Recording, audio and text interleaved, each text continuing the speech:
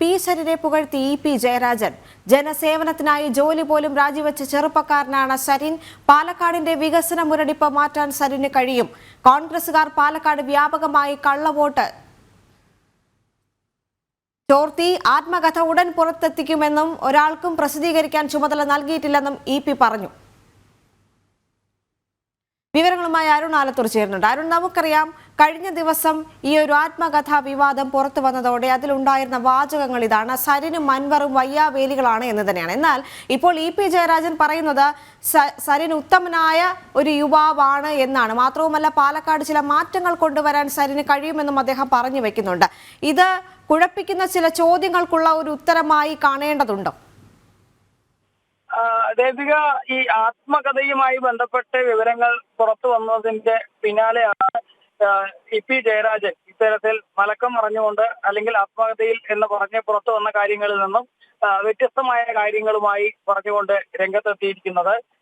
സരിനെ നേരത്തെ വിമർശിക്കുന്നു എന്നുള്ള അതിൽ വയ്യാവേലികളാണ് ഈ സ്വതന്ത്ര സ്ഥാനാർത്ഥികൾ എന്നൊക്കെയാണ് പറഞ്ഞിരുന്നതെങ്കിൽ, ഇന്നിപ്പോൾ പാലക്കാട് മാധ്യമങ്ങളെ കണ്ടപ്പോൾ ഇ.പി. ജയരാജൻ വലിയ രീതിയിൽ സരിനെ പുകഴ്ത്തുകയാണ്. സരിൻ ഉത്തമനായ സ്ഥാനാർത്ഥിയാണ്. ജനസേവനത്തിനായി ജോലി പോലും രാജിവെച്ച ചെറുപ്പക്കാരനാണ്. ഇടതുപക്ഷ മനസ്സുമായി സർവീസിൽ പ്രവർത്തിക്കുകയായിരുന്നു. കുറെ കാലം കോൺഗ്രസിൽ ഉൾപ്പെടെ ഇടതുപക്ഷ മനസ്സുമായിട്ടായിരുന്നു സരിൻ പ്രവർത്തിച്ചത്. അതിനുശേഷമാണ് സരിൻ ഈ കോൺഗ്രസിന്റെ നയങ്ങളും തെറ്റായ രീതികളും ഉൾക്കൊള്ളാൻ കഴിയാതെ ഇടതുപക്ഷത്തേക്ക് വന്നത്. പെട്ടെന്ന് വന്നതല്ല എന്നുള്ളതാണ്. എല്ലാവരെയും ആഗ്രഹിക്കുന്നത് സരിൻ ജയിക്കുകയാണ് എന്നാണ് എന്നും ഉൾപ്പെടെ പറയുന്നു. അതായത് കോൺഗ്രസ് ആയിരിക്കുമ്പോഴും സരിന്റെ മനസ്സ് ഇടത് മനസ്സായിരുന്നു എന്നുള്ളതാണ്. മാത്രമല്ല, നേരത്തെ പറഞ്ഞ സ്വതന്ത്രർ വയ്യാവേലിയാണെന്ന അഭിപ്രായം തനിക്കില്ല. അതുപോലെ തന്നെ സരിനുമായി നേരത്തെയൊക്കെ ഫോണിൽ സംസാരിച്ചിരുന്നു. സരിനെ ഊതിക്കാറ്റിയ പൊന്നാണ് എന്നുൾപ്പെടെയാണ് ഇന്നിപ്പോൾ ജയരാജൻ ഇത്തരത്തിൽ വിശേഷിപ്പിച്ചത് എന്നുള്ളതാണ്. അതേസമയം തന്നെ മറ്റൊരു കാര്യം, ഈ ആത്മകഥ ചോർന്നതുമായി ബന്ധപ്പെട്ട കാര്യങ്ങളെ കുറിച്ച് ചോദിച്ചപ്പോൾ ഇ.പി. ജയരാജൻ പറഞ്ഞത് താൻ തന്റെ ആത്മകഥ ഇപ്പോഴും എഴുതിക്കൊണ്ടിരിക്കുകയാണ്. ഇന്നലെ രാവിലെ വരെ താൻ അത് എഴുതുകയായിരുന്നു. ആ സമയത്ത് ഇതെങ്ങനെയാണ് ഇത്തരത്തിൽ DC ബുക്സ് പ്രസിദ്ധീകരിക്കാൻ വേണ്ടി തയ്യാറെടുത്തത് എന്നുള്ള കാര്യം തനിക്കറിയില്ല. ഒപ്പം തന്നെ മറ്റൊരു കാര്യം, ഇത് ഒരു മാധ്യമങ്ങൾ വാർത്തയാക്കിയതിൽ വന്നതെല്ലാം വാസ്തവവിരുദ്ധമായ കാര്യങ്ങളാണ് എന്നുൾപ്പെടെയാണ് ജയരാജൻ പറയുന്നത്. പക്ഷേ അതിൽ വളരെ അദ്ദേഹത്തിന്റെ വാക്കുകളിൽ തന്നെ കുഴഞ്ഞു മറിഞ്ഞ തരത്തിലുള്ള പ്രതികരണമായിരുന്നു അദ്ദേഹം നടത്തിയത് എന്നുള്ളതാണ് ഈ വാർത്താ സമ്മേളനത്തിൽ വളരെ ശ്രദ്ധേയമായ കാര്യം. ഒരിടത്ത് അദ്ദേഹം പറയുന്നു, താൻ ഇത് എഴുതുന്നതിന് വേണ്ടി മറ്റു കാര്യങ്ങൾക്ക് വേണ്ടി കുറച്ച് ആളുകളെ ചുമതലപ്പെടുത്തിയിട്ടുണ്ട്. അവിടെ നിന്നും ഏതെങ്കിലും തരത്തിൽ ഇത് ചോർന്നോ എന്നുള്ളത് പരിശോധിക്കുമെന്ന് പറയുന്നു. അതേസമയം തന്നെ മാധ്യമങ്ങളിൽ വന്നത് തെറ്റായ കാര്യങ്ങളാണ് എന്നും പറയുന്നു. മാധ്യമങ്ങളിൽ വന്നതോ അല്ലെങ്കിൽ ഈ ചോർന്നു എന്ന തരത്തിൽ DC ബുക്സിന്റെ കയ്യിൽ നിന്നും മാധ്യമങ്ങൾക്ക് ലഭിച്ചതോ ആയിട്ടുള്ള വിവരം അത് തെറ്റാണെങ്കിൽ പിന്നെ എന്തിനാണ് ഈ എഴുതാൻ നൽകിയ ആളുകളിൽ നിന്നും ചോർന്നോ എന്നുള്ള കാര്യം ഇ.പി. ജയരാജൻ പരിശോധിക്കുന്നത് എന്നുള്ളതാണ് സ്വാഭാവികമായിട്ടും ഉയരുന്ന ഒരു ചോദ്യം. അദ്ദേഹം പറഞ്ഞതിൽ തന്നെ വളരെ വൈരുദ്ധ്യമായ രണ്ട് ഘടകങ്ങളാണത്. അത് ഒന്ന്, ചോർന്ന് എന്ന് താൻ എഴുതാൻ കൊടുത്ത ആളുകളിൽ നിന്നും ഇത് ചോർന്നു എന്നുള്ളത് പരിശോധിക്കുമെന്ന് പറയുന്നു. അതായത് മാധ്യമങ്ങളിൽ വന്നത് തെറ്റായ കാര്യമാണെങ്കിൽ പിന്നെ ആത്മകഥ ചോർന്നു എന്ന് പരിശോധിക്കേണ്ടതിന്റെ ആവശ്യകത എന്താണ് എന്നുള്ളതാണ് സ്വാഭാവികമായിട്ടും ഉയരുന്ന ഒരു ചോദ്യം. മറ്റൊരു കാര്യമുള്ളത്, ഇ.പി. പറയുന്നത് DC-ക്ക് താൻ വക്കീൽ നോട്ടീസ് അയച്ചിട്ടുണ്ട്. DC-യുമായി ഒരു കരാറും ഏർപ്പെട്ടിട്ടില്ല. DGP-ക്ക് ഉൾപ്പെടെ പരാതി നൽകിയിട്ടുണ്ട് എന്നുള്ളതാണ് പറയുന്നത്. പക്ഷേ ആ പരാതിയിൽ DC-യെ കൃത്യമായി പരാമർശിക്കുന്നില്ലല്ലോ എന്ന ചോദ്യത്തിന് കൃത്യമായ ഉത്തരം ഇ.പി. ജയരാജന്റെ ഭാഗത്ത് നിന്നും ലഭിച്ചില്ല എന്നുള്ളതാണ് ശ്രദ്ധേയമായ കാര്യം. മാത്രമല്ല, ഈ DC-യെ പ്രസിദ്ധീകരിക്കാൻ ചുമതലപ്പെടുത്തിയിട്ടില്ലെങ്കിൽ പിന്നെ എന്തിനാണ് ഈ DC-ക്കെതിരെ പറയാൻ, അല്ലെങ്കിൽ DC ഇതിൽ തെറ്റായ കാര്യങ്ങൾ ചെയ്തിട്ടുണ്ടെങ്കിൽ DC-ക്കെതിരെ കൃത്യമായി പോലീസിൽ പരാതി നൽകുകയല്ലേ വേണ്ടത് എന്നുള്ള ചോദ്യത്തിനും അദ്ദേഹത്തിന് മറുപടി കൃത്യമായിരുന്നില്ല എന്നുള്ളതാണ്.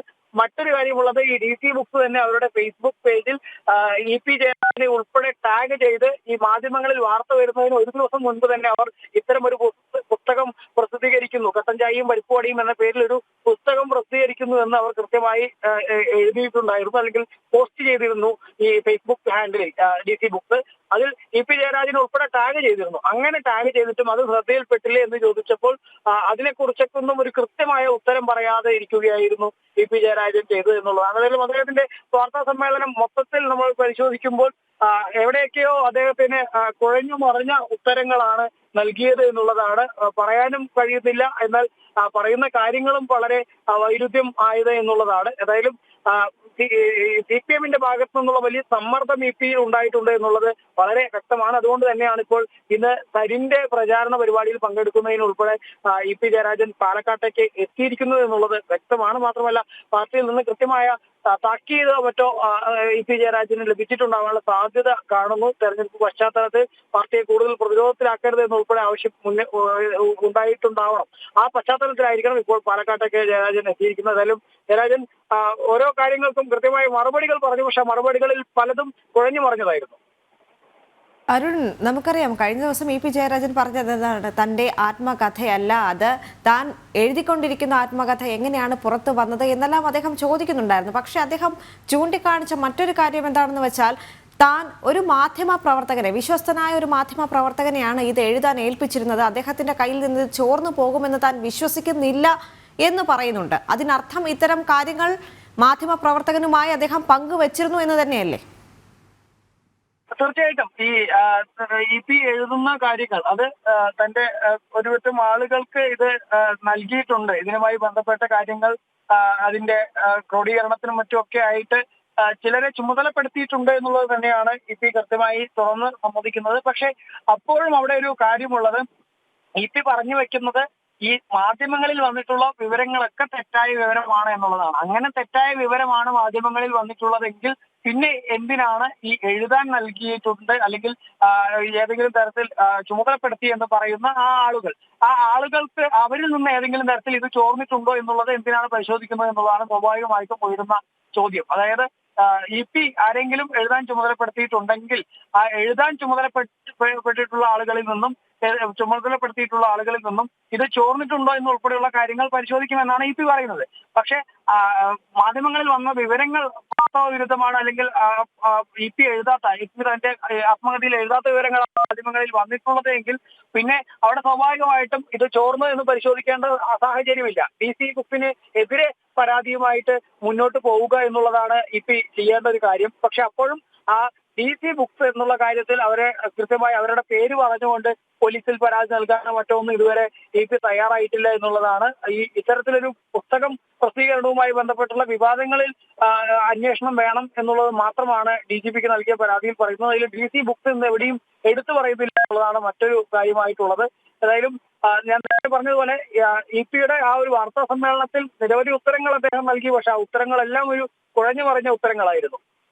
ശരി, അരുണാലത്തൂരാണ് പാലക്കാട് നിന്ന് വിശദാംശങ്ങൾ നൽകിയത്.